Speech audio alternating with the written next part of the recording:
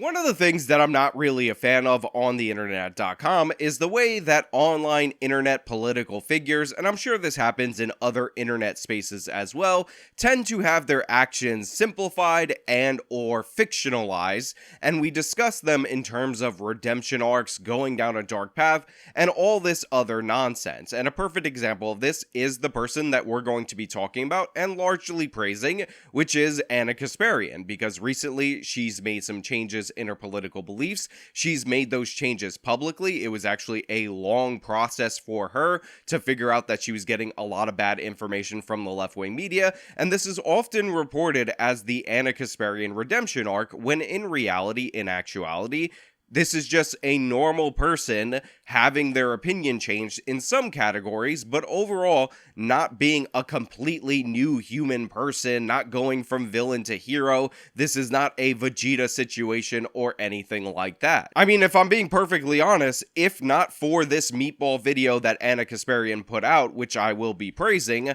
I would likely be cracking down on the Young Turks coverage of Ron DeSantis' curriculum, because in that particular video, it seems like they missed the entire point of the curriculum, and they went out of their way, whether intentionally or unintentionally, to race bait in that situation. And if you'll remember, this is about that one line about how some people who were enslaved in the United States of America developed skills that could benefit them later, and this was wildly misinterpreted intentionally by many people to say that the Florida State Education Board is teaching kids that slavery was good for Black Americans.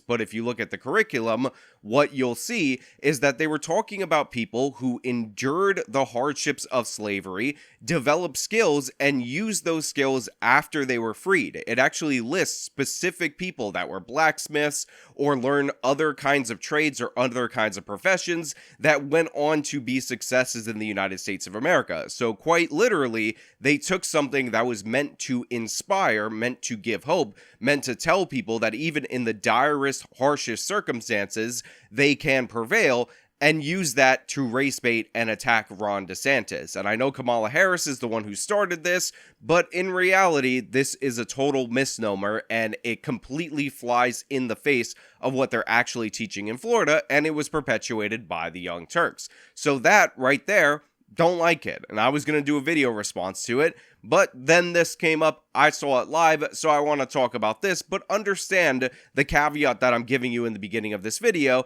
which is people are human. They're going to be right in some categories, they're going to be wrong in other categories. It's more complicated than villain arcs or redemption arcs or anything so simple. A popular social media influencer who is not the person you see in the images next to me, named Deja Blackwell, also known as Meatball online, was arrested after live streaming.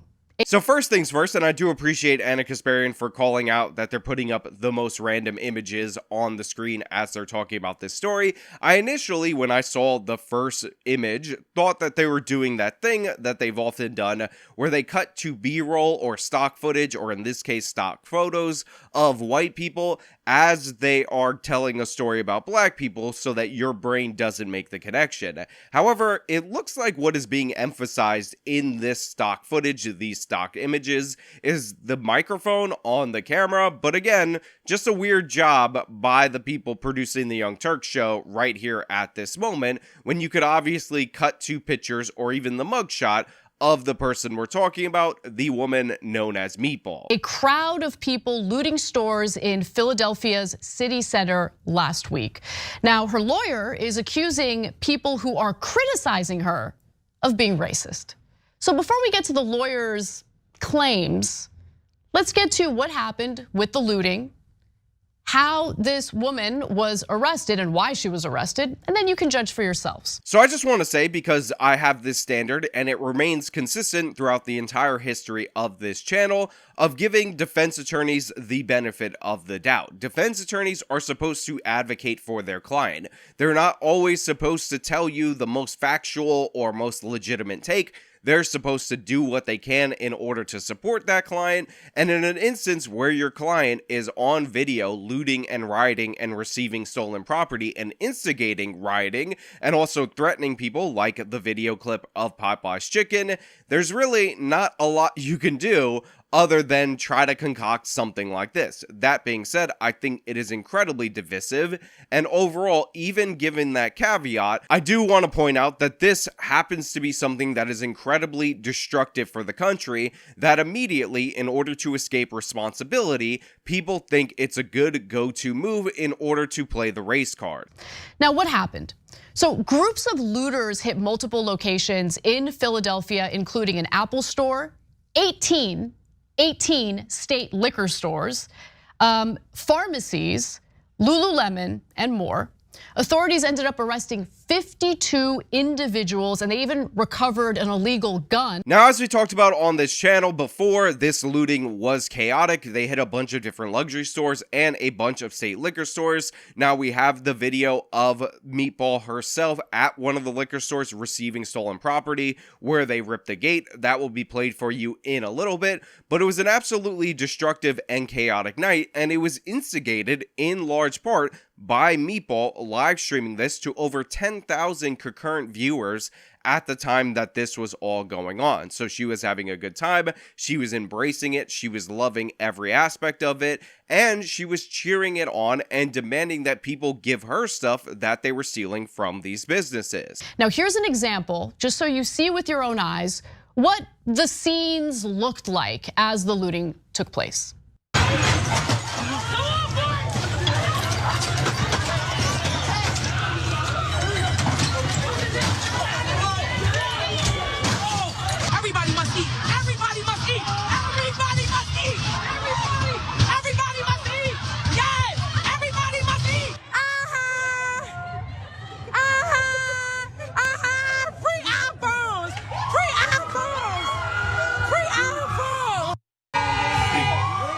Security running. Oh, I saw.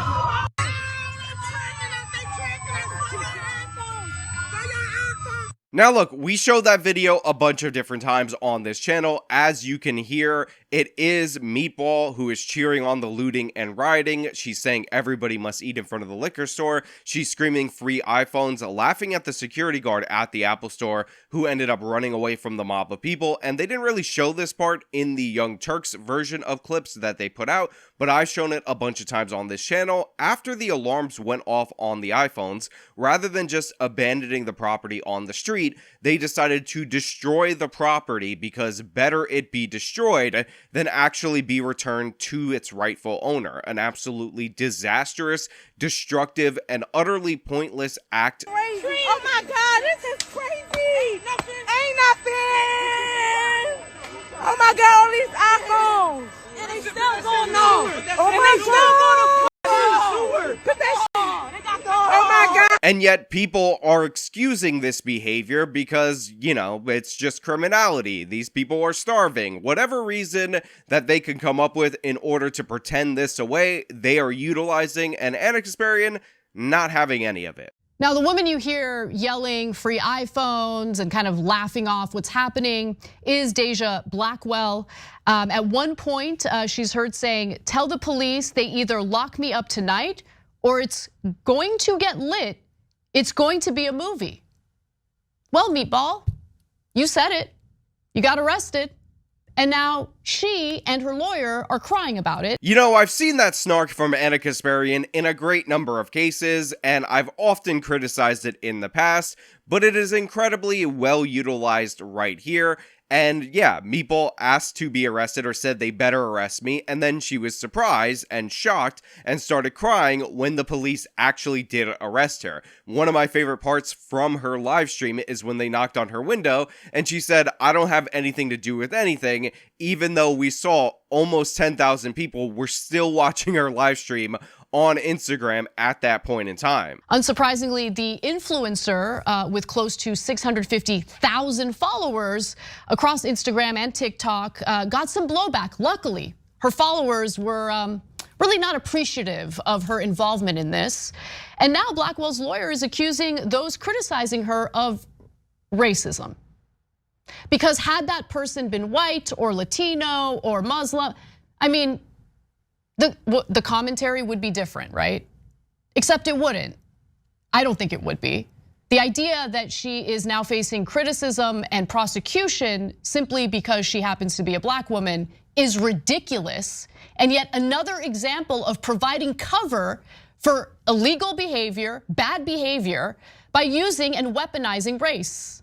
And it's disgusting. It's disgusting when it happens, and I'm sick of it. You know, I didn't really think of this until Ana Kasparian brought it up from the attorney in this video, but it wouldn't be any different. In fact, it would likely be worse if the influencer were a white person, because we've actually seen this happen before. Remember during the Black Lives Matter riots, I believe it was a mall in the state of Arizona, when Jake or Logan Paul, honestly, I don't remember which one. I confuse the Paul brothers all the time. I apologize, I'm not 13 years old. Relax, sit down a minute, take a step back. We're actually in the mall as it was being looted, and they got a ton of criticism, even though there was no evidence that they actually instigated that looting or rioting. I believe there was actually an image of one of these brothers holding a liquor bottle, much like in this scenario, and there were criminal charges. There were people demanding that he be deplatformed, and again, unlike these other instances, he was legitimately out there documenting the incident and not instigating it at all. He may have held a liquor bottle at one point in time, but there's no actual evidence that he stole that property. And again, he documented the footage of the rioting and the looting that was going on at that mall. This scenario significantly worse, but he doesn't have that shield, and there hasn't been as many calls to remove this girl from social media, despite the fact that she's now selling merchandise of her mugshot in order to raise money based on her participation in these crimes. So let me give you what her lawyer had to say. Her name's Jessica Mann, managing attorney at Shaka Johnson. It sickens me to witness the media's complicity in what can only be described as an all-out assault on black and brown people, as their character and actions are mercilessly vilified. So this quote is completely and utterly ridiculous, but honestly, don't take it from me. Take it from Ana Kasparian herself, who has a hilarious reaction to this quote and reading it, and you could just see on her face the anger is building up, and I appreciate it. I genuinely do. Thank you, Ana, for producing this video. It made me smile. It made my heart nice and warm. Can you guys cue up the video again, please? We're gonna watch it again. I'm gonna read that quote again, and then we're gonna go to the video again. Let's read the quote again. Jessica Mann is quoted as saying, "It sickens me to witness the media's complicity in what can only be described as an all-out assault on black and brown people, as their character and actions are mercilessly vilified." Now let's take a look at the character and actions of Meatball. Let's watch.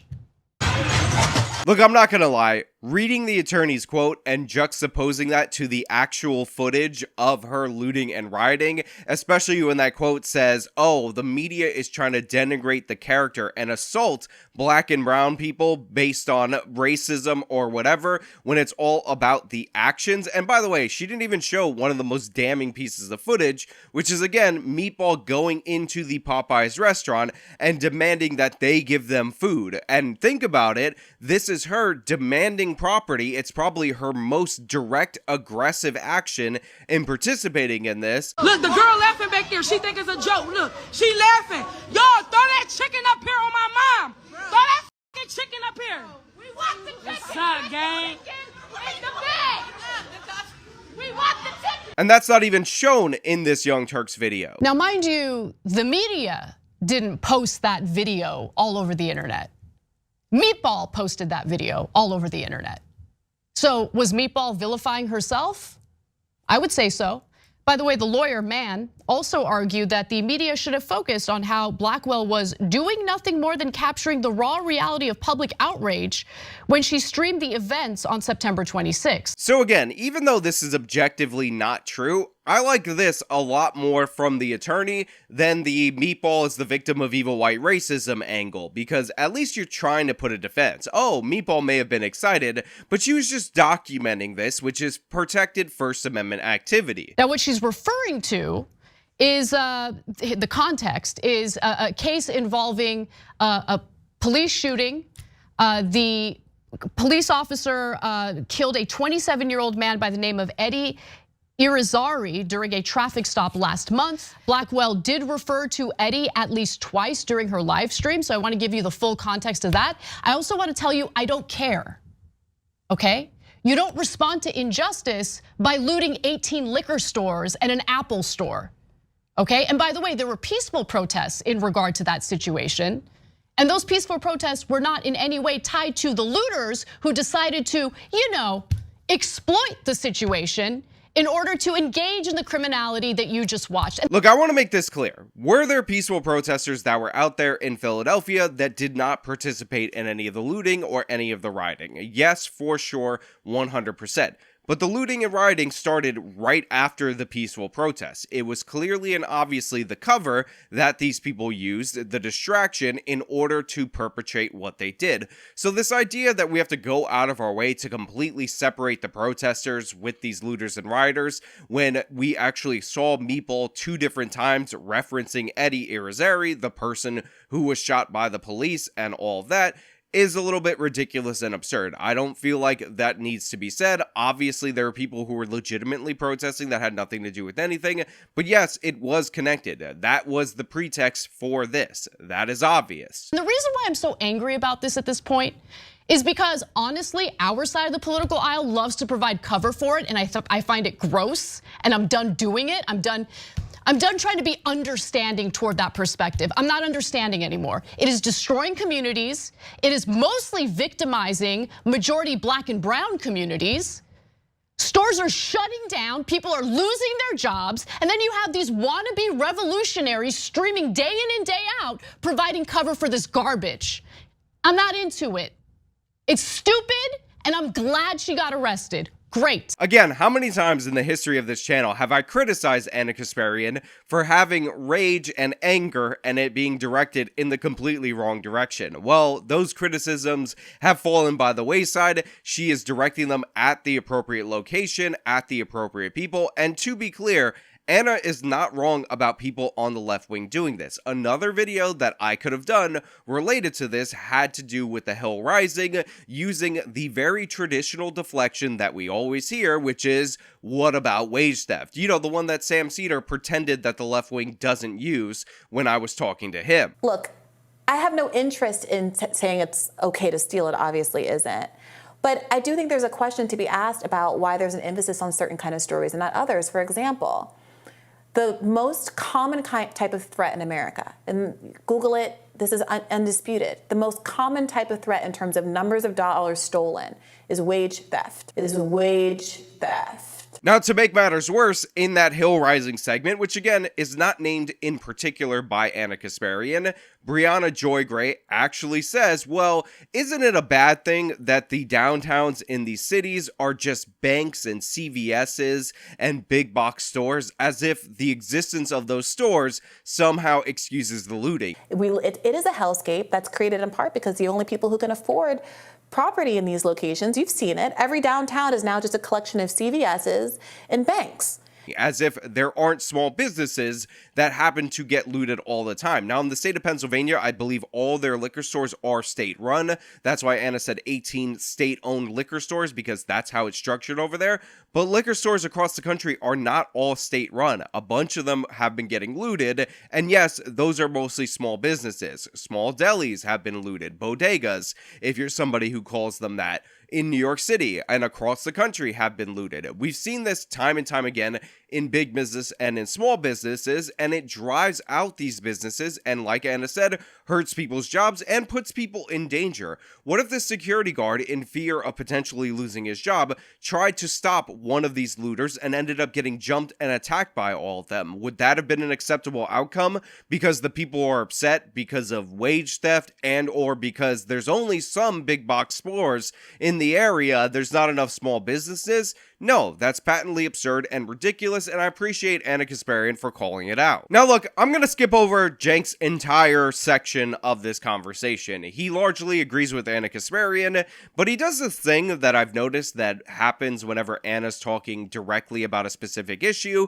where he kind of just says a lot of unrelated things, like brings up the language of the unheard quote from Dr. Martin Luther King Jr., says sometimes it's justified, this and that and whatever, and honestly, I had enough of your nonsense, Cenk. The point of this story is Meatball and her attorney claiming that it's racism and her pretending to be the victim. So I don't want to hear it, Cenk.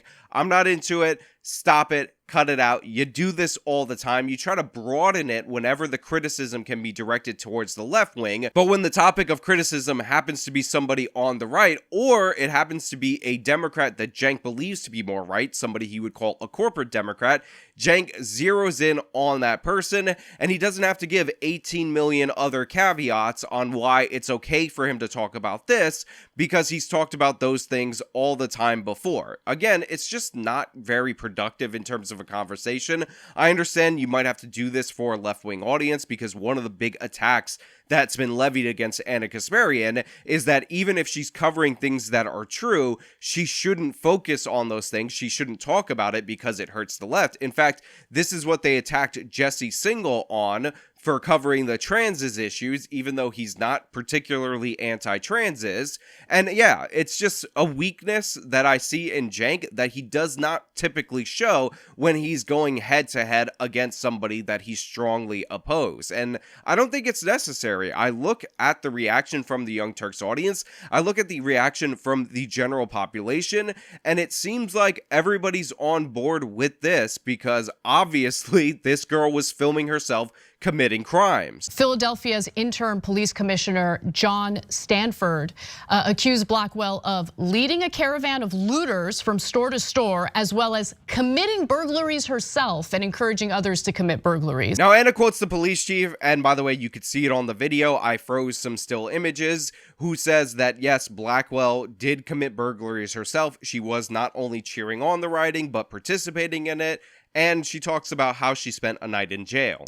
Now, as I mentioned, she was arrested, so she did spend some time in jail before her mother bailed her out. And so later, she posted on social media about it and said, "I've never been through nothing like that in my life. What happened? I need some sleep. I'm scared. I'm traumatized. Never again in my life." You know what's also traumatizing? Working in one of those stores that's getting looted by a giant group of people who have no concern for anyone inside the store, no concern for the workers. As I mentioned, one of the individuals had a gun on them. Luckily, no one was actually hurt as a result of that. But she also told local reporters that she never wants to go back to jail. She said, quote, "I just prefer, never loot again, stay out of trouble." So apparently, serving a little bit of time behind bars does serve as a deterrent for some.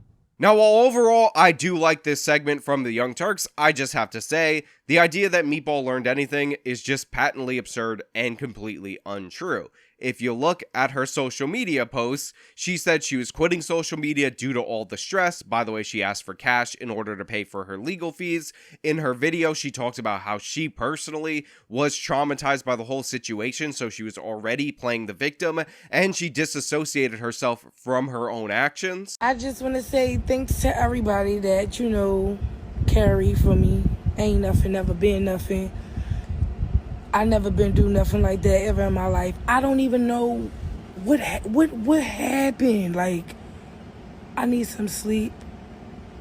I'm scared. I'm traumatized. But more importantly, she's selling merchandise and her brand is benefiting off of the notoriety, even if it's negative publicity from this event. So yeah, while I would hope that this would serve as an example to other people, in reality, I expect Krasner's district attorney's office to drop the charges in this instance. And honestly, the example, especially if she starts raising a bunch of money to other people, will be live stream your crimes and you'll get some internet fame and notoriety, and maybe people will send you money. And if you're in one of these left-wing cities, guess what? You're not going to really be prosecuted anyway. Again, she has 6 felonies right now, but I do not expect for the whole process to go through and for those to remain. I would be incredibly surprised if she served more than a comically low sentence, like 90 days or 60 days, which, by the way, she would be out after like half of it, if I'm being perfectly honest. But hey, those are just my thoughts. Let me know your thoughts down in the comments below. What do you think about Ana Kasparian's coverage? Did you like it as much as I did? Or are you against her for other reasons? Now I want to thank the members, everybody who signed up over at actualjusticewarrior.com/join. Give me the money. Give me the money. Okay? And as usual, you guys know the drill. If you like the video, you hit the like button to let me know. You can subscribe for more content by hitting the subscribe button. You can follow me on all of my social medias. They're linked in the description. If you click them and then click follow, that's how you do it. You could support me via the support links, which are also in the description box. Again, you just click those. This has been me talking about Ana Kasparian versus Meatball. Till next time.